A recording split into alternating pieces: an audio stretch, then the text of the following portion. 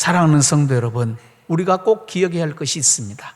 바람은 큰 나무 앞에 머무는 것이 아니라 잠시 그 나무를 흔들며 지나갈 뿐입니다.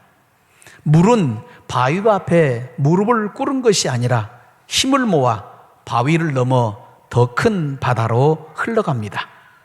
그렇습니다. 우리는 김선태 목사님처럼 인생을 사는 동안 자신의 의지와는 상관없이 종종 깊은 동굴로의 여행을 할 때가 있습니다. 동굴 안으로 들어가면 하늘의 해도 달도 별들도 보이지 않습니다. 전혀 눈으로는 앞이 보이지 않습니다. 문제는 이 어둠이 깊어지고 길어지게 되면 사람들은 낙심하고 좌절하게 된다는 겁니다. 깊은 어둠 속에 빠져서 길을 찾지 못하고 어찌해야 할지 모르는 상황 가운데 처하게 되면 낙심하고 좌절해서 스스로 무너지는 사람이 있는가 하면 아님 그곳에서도 다시 오뚜기처럼 일어나서 그 동굴을 통과하는 사람들이 있다는 겁니다. 그렇다면 어떻게 하면 될까요? 그렇습니다. 마음의 문을 여십시오. 그리고 동굴로의 여행을 하시면 됩니다. 여행을 떠나십시오. 여행은 즐거운 것이죠.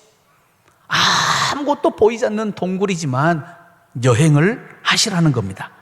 이 동굴 여행이 1년이 걸릴지 아니면 10년이 걸릴지 아무도 모르지만 오로지 하나님만 의지하고 하나님을 붙잡으면 신기하게도 빛도 없이 캄캄한 이 동굴을 지나갈 때까지 하나님께서 우리의 발걸음을 지키시고 인도해 주신다는 겁니다. 그리고 결국은 그 동굴을 통과하게 하신다는 사실입니다. 그리고 결국 우리들이 가야 할 목적지까지 안전하게 도착할 수 있도록 하신다는 것입니다. 그러므로 바라건대 이 동굴 여행을 주님 안에서 끝내시고 밝은 곳에서 신바람 나게 믿음으로 달려나가는 우리 모두의 신앙생활들이 되시기를 주의 이름으로 축원합니다. 사랑하는 성도 여러분, 오늘 성경을 보면 두 사람이 동굴로 빠져들었음을 보여주고 있음을 보게 됩니다. 한 사람은 사울 왕이고 또 다른 한 사람은 바로 다윗입니다. 그런데 두 사람이 동굴로 똑같이 들어갔는데 동굴 여행을 하는 모습이 전혀 다름을 우리가 알 수가 있습니다. 사울 왕이 동굴로 들어가게 된 이유가 뭐냐? 시기와 질투와 미움, 다툼, 살인 이런 여러 가지 악하고 더러운 것으로 인해서 스스로 동굴로 들어갔어요. 그런데 다윗은 그런 마음이 없었어요. 그리고 다윗은 오직 하나님께서 그 동굴로 인도해 가시는 것을 보게 됩니다. 여기서 깨닫는 것이 있습니다. 그게 뭐냐? 우리는 잘못된 동굴 여행을 하면 안 된다는 것입니다. 올바르고 하나님께서 원하시는 동굴 여행을 해야 합니다. 그렇다면 어떻게 해야 할까요? 우리가 동굴 여행을 올바르게 하려면 어떻게 하는 것이 옳을까요? 저는 오늘 여러 가지로 말할 수 있지만 오늘 본문의 말씀을 통해 두 가지로 함께 은혜를 나누고자 합니다. 첫째는 뭐냐? 동굴 안에서도 여전히 하나님께서 나와 함께 하고 계심을 믿어야 됩니다. 이게 대단히 중요합니다.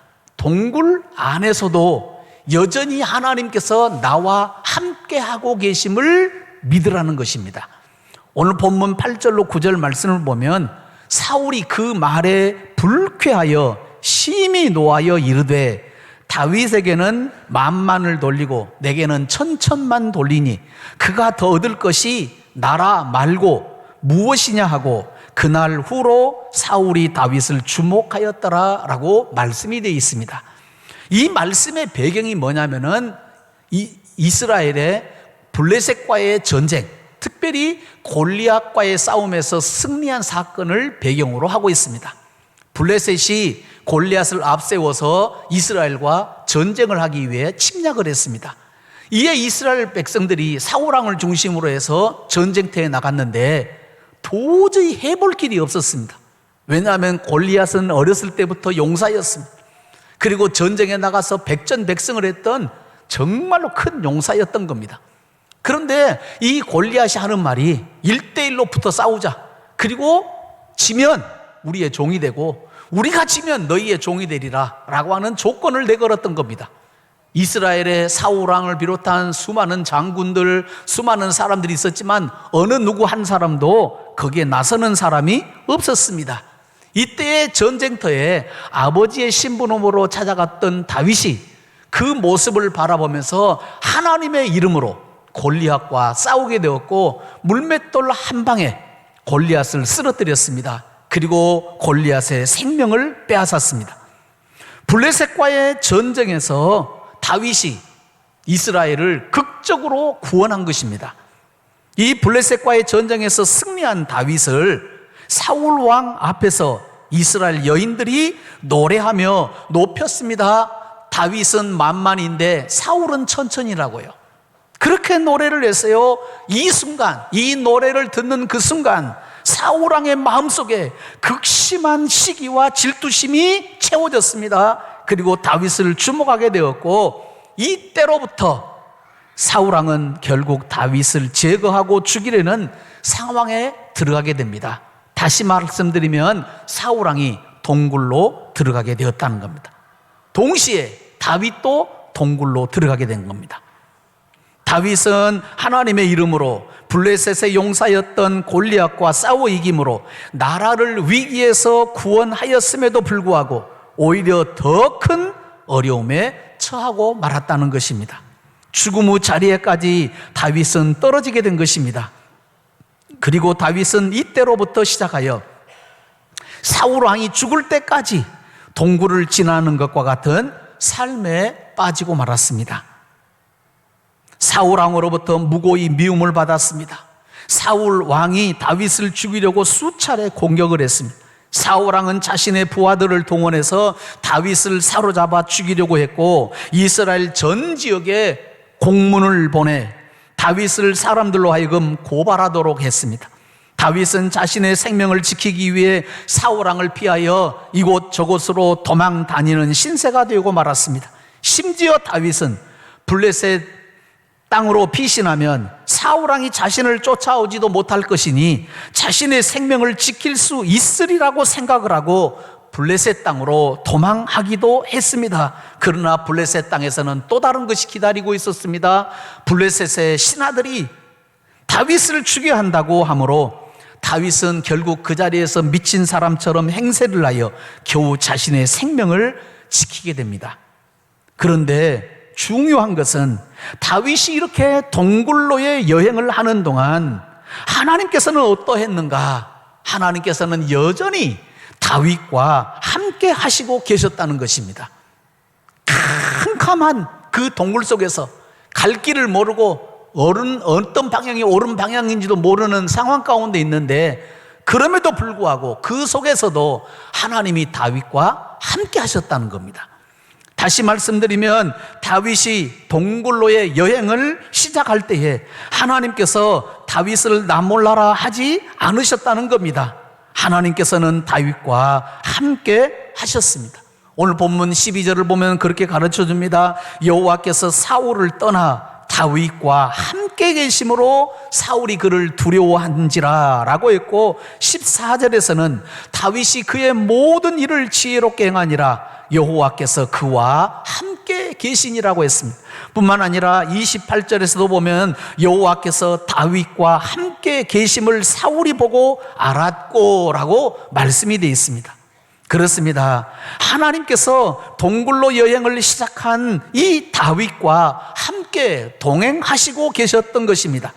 이 말은 비록 우리가 원하든 원하지 않든 동굴로의 여행을 시작했다 할지라도 여전히 하나님 아버지께서는 나와 함께 동행하고 계심을 잊어서는 안 된다는 말입니다.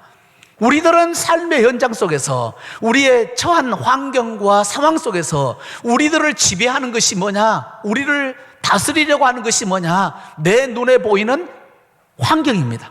내가 처한 상황이에요.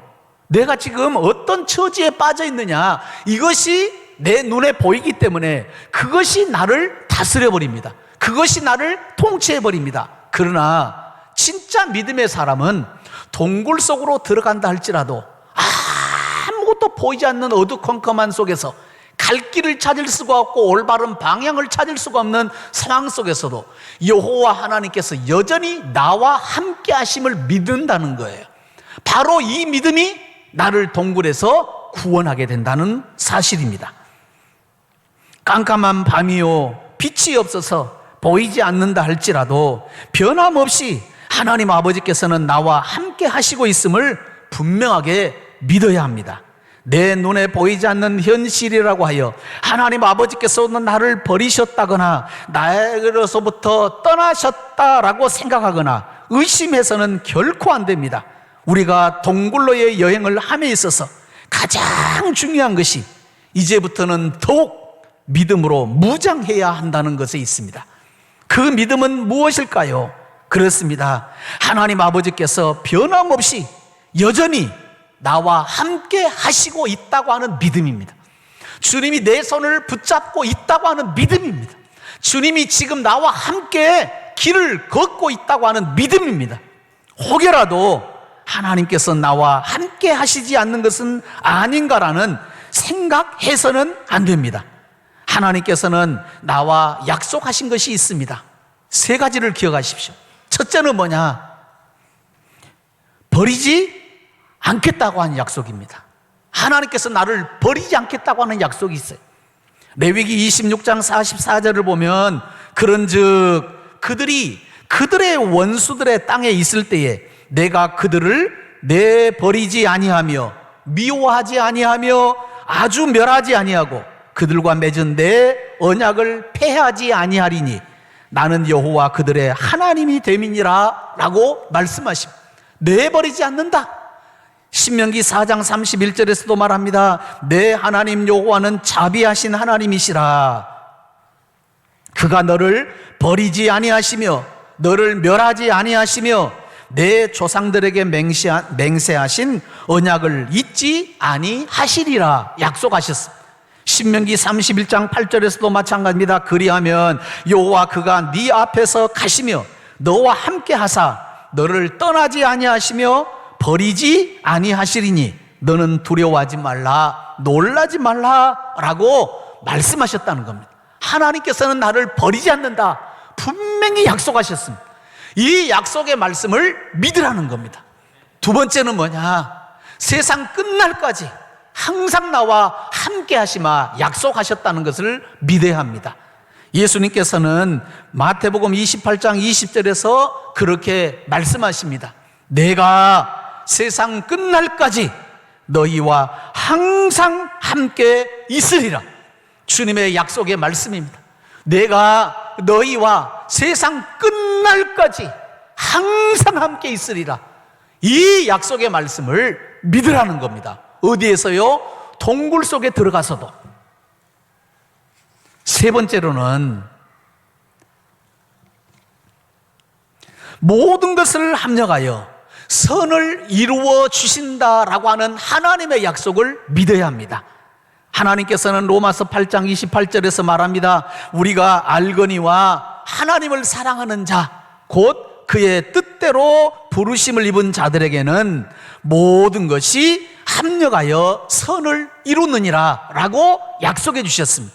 그러므로 지금 내가 비록 지금 동굴에 빠져서 어두캄캄한 세상 속에서 갈 길을 잃어버리고 올바른 길이 어딘지 무엇을 해야만 하는지 그것을 다 모른다 할지라도 하나님께서는 반드시 이 모든 것이 합력하여 선을 이루도록 만들어 주신다는 겁니다. 그러므로 우리가 성경을 보면 바울이 탄 배가 유라굴라라는 광풍을 만나서 죽음을 만나게 되지만 죽음의 처지에 떨어지지만 하나님께서는 오히려 그 광풍을 통해 더 빨리 로마에 이르도록 그 길을 역사하시는 것을 보게 됩니다. 그렇습니다. 우리는 동굴로 깊숙이 들어간다 할지라도 하나님 아버지께서 나와 그럼에도 불구하고 함께 하시고 계심을 분명하게 믿음으로 흔들리지 않는 신앙생활 하시기를 주의 이름으로 축원합니다. 주님께서 나와 함께 하십니다. 잊지 마십시오. 주님이 나와 함께 동행하십니다. 그래서 나를 버리지 않습니다. 세상 끝날까지 함께 하실 것입니다. 그리고 모든 것이 합력하여 선을 이루도록 하신다고 하는 이 사실을 믿으시고 우리가 흔들리지 않는 신앙생활을 해야 할 것입니다.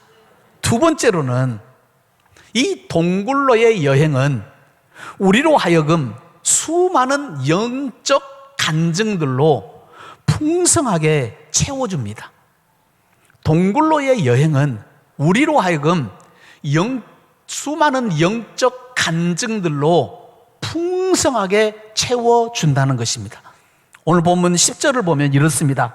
그 이튿날 하나님께서 부리시는 악령이 사울에게 힘있게 내리매 그가 집 안에서 정신없이 떠들어대므로 그랬어요. 여기 말씀에서 보는 것처럼 악령이 임하니까 어떤 증상이 나타났습니까? 막 시부렁거리는 거예요. 뭔 소리인지는 모르는데 막 뭐라고 막 혼자 시부렁대. 여러분들 우리도 주변에 보면 그런 사람이 있어요. 그냥 혼자 막 시부렁대 막 왔다 갔다 하면서 악령이 역사한 거예요. 그런데 그때 어떻게 했느냐? 다윗이 평일과 같이 손으로 수금을 타는데 그때에 사울의 손에 창이 있는지라라고 말씀이 되어 있습니다. 여기 말씀을 보면 다윗이라고 하는 사람의 한 특징이 나옵니다. 큰 특징 가운데 한 가지가 나오는데 그게 뭐냐? 다윗이 수금을 타는데 평일과 같이 수금을 탔다는 거예요. 여러분들 굴 속에 들어가도 동굴 속에 들어가도 어두캄캄해도 우리가 할 수 있는 것이 있습니다. 하나님을 찬양하는 거예요. 하나님을 찬양하는 것 정말로 소중합니다. 다윗은 평소에도 수금을 타면서 노래를 자주 불렀다는 것을 가르쳐 줍니다. 우리가 이 다윗의 노래들이 있어요. 어디가 있어요? 시편에가. 그런데 시편을 보면 다윗이 쓴 이 시편들이 언제쯤 쓰여졌는가? 이 다윗의 시편들이 언제 이렇게 많이 쓰여졌고 이렇게 노래로 불려졌는가? 그렇습니다. 다윗이 동굴로의 여행을 하고 있을 때라고 하는 것을 알 수가 있습니다. 그래서 다윗이 쓴 시편들을 보면 여호와 하나님을 간절히 찾고 하나님께 부르짖고 있음을 보게 됩니다. 자신을 고난과 어려움에서 건져달라고 외치고 있음을 봅니다. 자신이 지금 대단히 어렵고 힘든 상황 가운데 있음을 알아달라고 하나님께 간구하고 있음을 봅니다. 자신을 대적들의 손에서 구원해달라고 간청하고 있음을 봅니다. 시편 5편 1절로 3절을 보면 이렇게 되어 있습니다. 여호와여 나의 말에 귀를 기울이사 나의 심정을 헤아려 주소서. 나의 왕 나의 하나님이여 내가 부르짖는 소리를 들으소서. 내가 주께 기도하나이다. 여호와여 아침에 주께서 나의 소리를 들으시리니 아침에 내가 주께 기도하고 바라리이다 라고 하면서 새벽을 깨우며 기도하는 다윗의 모습을 보게 됩니다.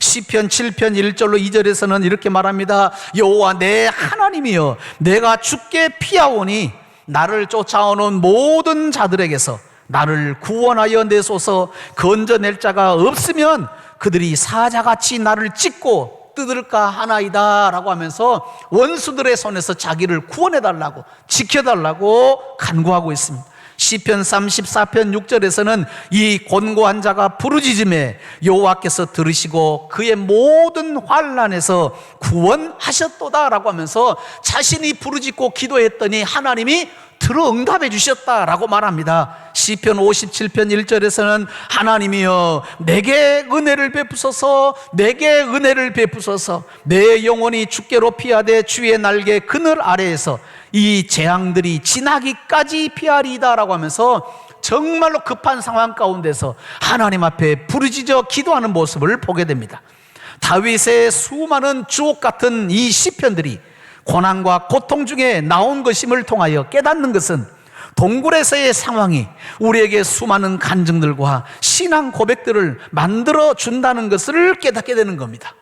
그러므로 우리는 동굴에서의 삶이, 동굴에서의 환경이, 동굴에서의 나의 모든 상황들이 나를 지배하도록 하면 안 된다는 겁니다.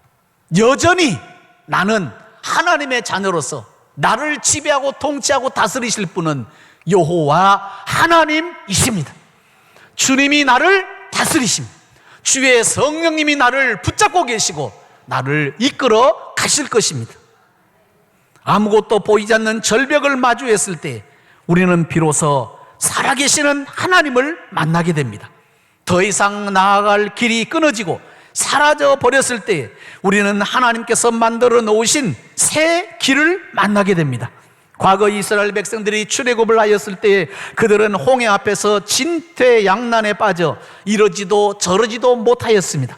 이때 하나님께서는 이스라엘 앞에 약속의 땅 가나안으로 가는 새로운 길을 열어주셨습니다.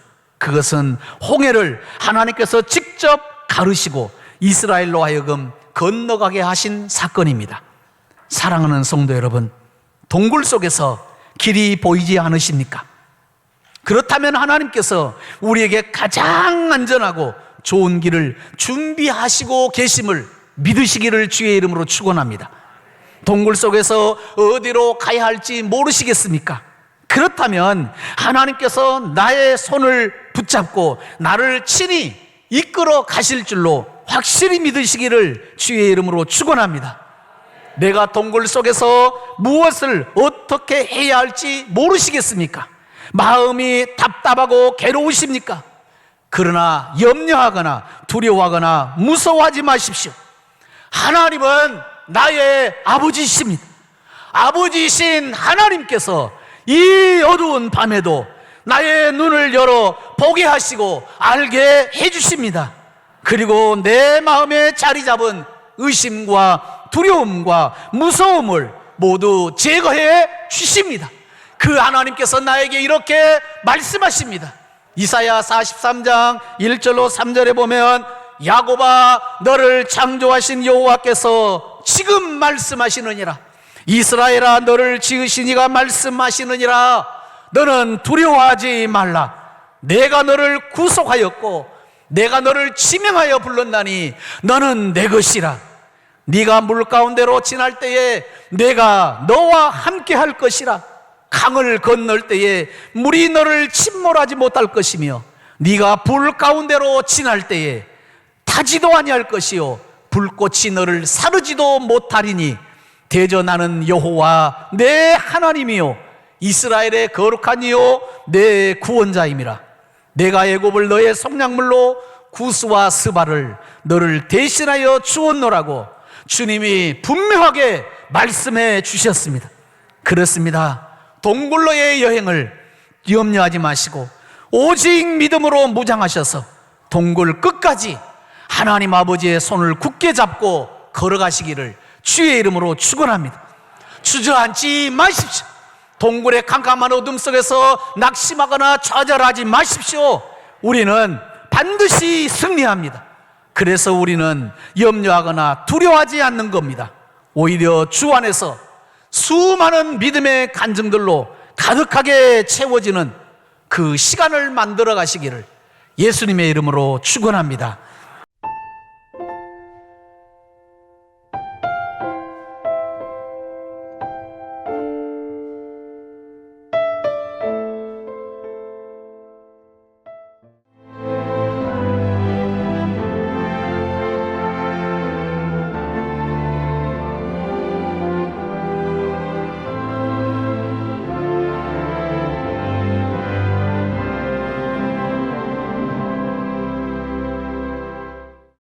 만약 섬에 색을 입힌다면 어떤 일이 생길까?